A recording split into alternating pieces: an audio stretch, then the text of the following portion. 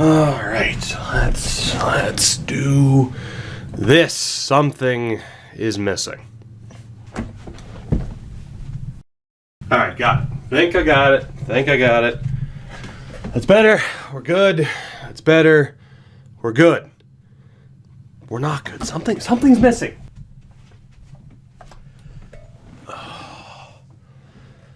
That's better. What's up, guys? Tukey here, back again, and it is finally time. FHM Franchise Hockey Manager is back on the channel, and what better way to bring it back than with this series. The main event, we are taking over the Maine Mariners in their inaugural season in the ECHL with one goal in mind, and that is to bring the Kelly Cup to Portland. Now, if you've watched streams of mine, if you've seen other videos of mine, you will know how much the Portland Pirates meant to me when they were a part of the AHL. When the city loses that team, the state loses that team, and now a few years later, this beautiful team with this beautiful jersey exists, and I am so happy to finally get this series underway. It's been in the works for a while, far too long, really. Let's get things underway. Now, admittedly, this episode is going to be more of a setup episode, try to get your opinions on a couple of things, and really not only to try and familiarize you with what FHM is, but to try and refamiliarize myself. I have not gotten to play as much of this game, easy for me to say, as I would have preferred. That said, if you visit the link in the description, you can get a discount on FHM5, which you should totally do. It's a great game with so many options, and I'll explain some of those options to you now, because if you have a computer that's finally good enough, well, if you have a computer that's good enough to run this game, like I finally do, many of you will know my old PC was just absolutely terrible, but this is the magic of FHM5. Now, again, no gameplay per se, all text-based, but the amount of options that you have, if I can sell you on this game for just a moment. Every league that you see listed here in bold is a league that you can actively take over a team in. That's a lot of leagues. Every other league is active as well. You can scout talent from said leagues. The historical rosters, they have rosters dating back to 1918 and everything in between that you can use in historical seasons, historical challenges. There's historical fantasy drafts where you could get 27-year-old Ray Bourque with 33-year-old Bobby Orr and 18-year-old Stan Mikita. It's nuts. It's amazing. Now you see why I'm angry at myself for having not played this that much more. That said, of course, we are in the ECHL. It's a lovely league to be in, and it's going to be a lovely league to win, which I hope to do relatively quickly. The news has broken. We are here. It is a 2-year contract. Now, in fairness, I have ticked the option to not be fired because, let's be honest, things could go quite poorly, and I wouldn't want this series to end so abruptly. But we have just so much to get to. For the record, all the tournaments are in as well, which is just beautiful. So we will be starting the season in 11 days. Of course, right now it is September 17th, 2018. We have a couple of things in mind, though, a couple of potential changes that could happen with the squad. And actually, the first thing that I want to do here, one of the minor things, is I want my assistant to be setting up training. Everything else we can handle for now. I'm going to be fairly hands-on with this. I do want to make quite a bit of progress, of course, but we are going to be fairly hands-on for the majority of this.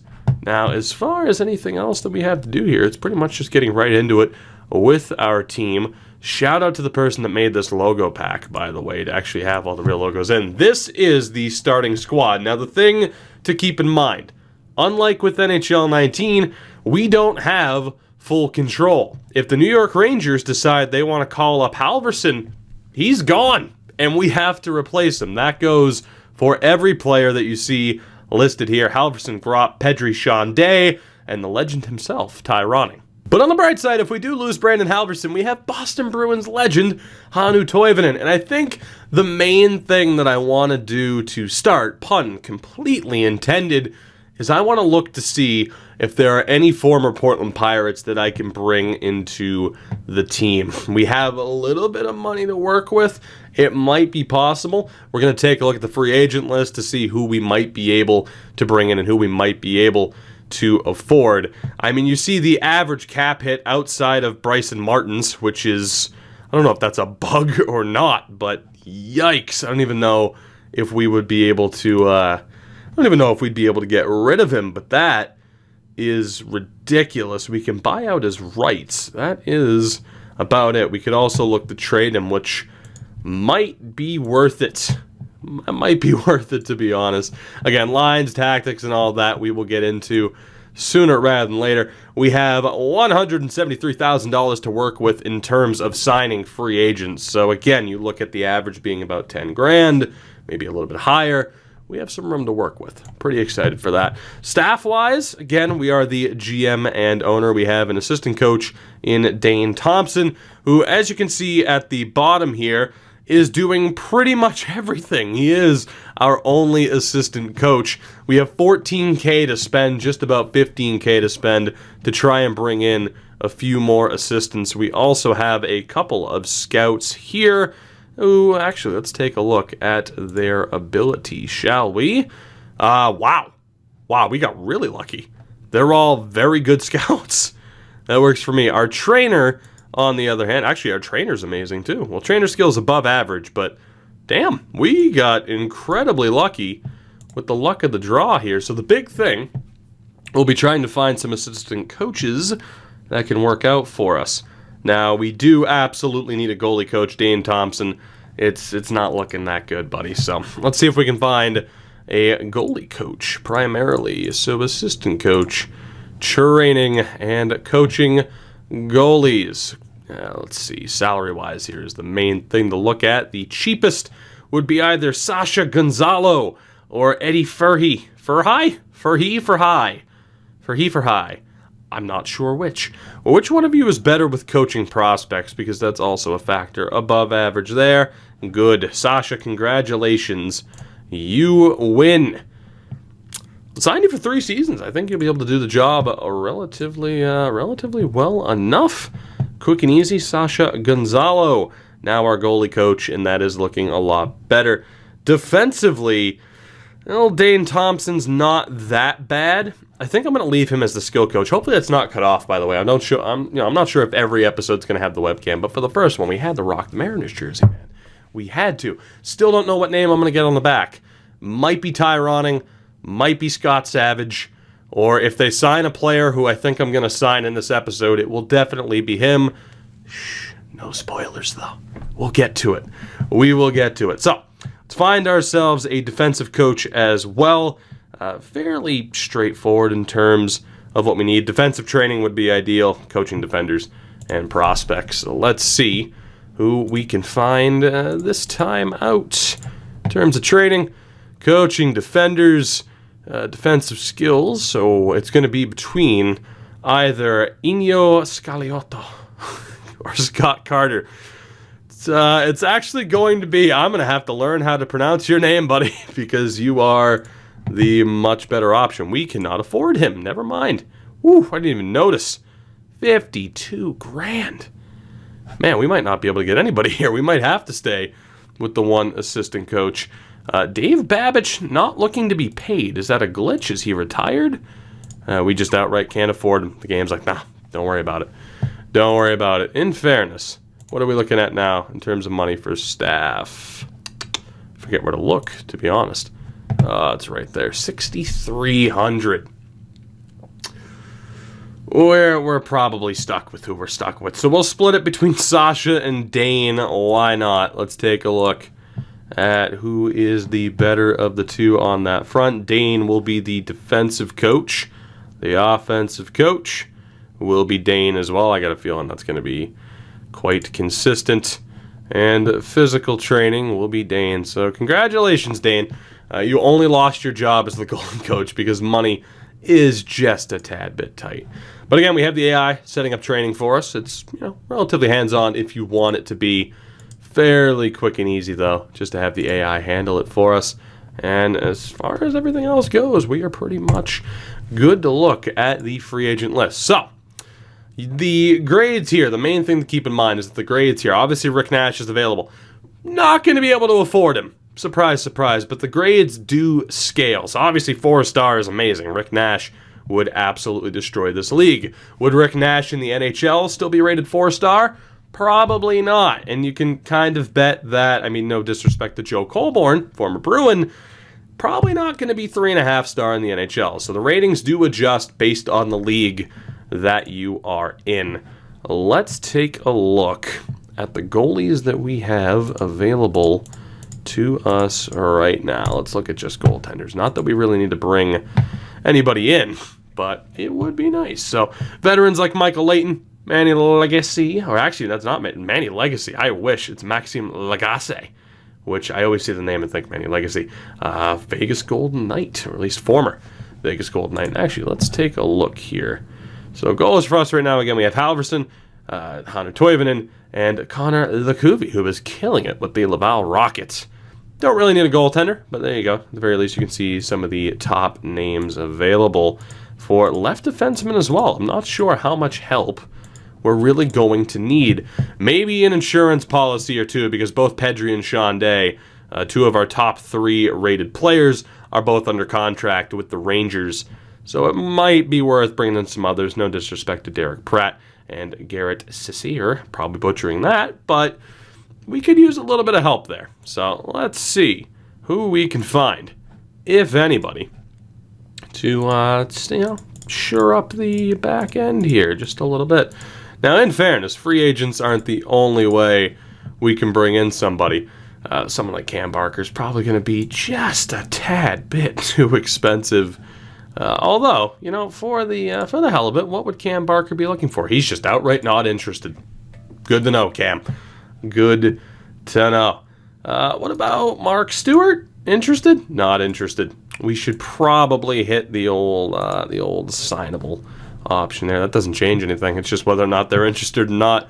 And the majority aren't going to be. So let's see if we can find an overly familiar name who might give us a good opportunity at signing him. Brady Austin. It's got to be someone. We're down to 2-star ratings at this point. Shane O'Brien. I'm looking for... Give me something here. Like Mitch Topping. There you go. Mitch Topping. Tremendous name. Looking for 11 grand. Whew. Won the WHL with the Tri-City Americans in 2013-14, though. Damn, but granted, we can afford him. Again, $173,000 right now to spend. Salary cap space, a tad bit low. Can't help but think one Brady Austin is the reason for that. So we might not be able to bring in as much help as I would have preferred. We'll have to see how the whole Brady Austin contract works out for us. The one thing I do want to look at, the one player that I do want to look at, if I can remember how to type, that is Mark Mancari. This is the player that I was referring to earlier, a former Portland Pirate. Now, in real life, he has left Freiburg and is still a free agent, I do believe. I would love to bring him back to this city and not necessarily take, captaincy away, but maybe possibly take captaincy away. We'll see. We shall see. Am I allowed to offer him a contract between... I'm not going to be able to offer him a deal until next year. I thought that might be the case. And before anybody else asks, this is probably a part of the plan as well. Unfortunately, he is under contract in the DEL, so we'll look to bring in Chris Rumble at a different time. Now, for those of you unfamiliar with this game as well, again, pretty solid setup. You've heard me probably talk about the whole position rankings on that 0 to 20 scale in the past, but I just simply love the entire setup here. Now, of course, we don't have Rumble scouted. Will be worth doing that just to get the proper information. But I think what I wanted to do is just give you guys a look at the starting roster. That way you can kind of see what certain players are getting in terms of their rating, their level, And knowing how much money we have, if there are any players in mind that you think we should potentially bring in, I am going to look at other former Portland Pirates to potentially bring onto the squad if we can afford them. I have a feeling Tyler Ennis, Nathan Gerbe, and the likes will not be joining the squad, but I'm going to see what I can do at the very least. And the goal is simple. I want to win the Kelly Cup as soon as possible. I want to turn the Maine Mariners into a dynasty. I want to dominate the ECHL for years to come. Slowly but surely, we will get there. But I wanted to just have this kind of be a slow setup episode, wait to see how everything happens, give you guys a chance to have a little bit of input along the way.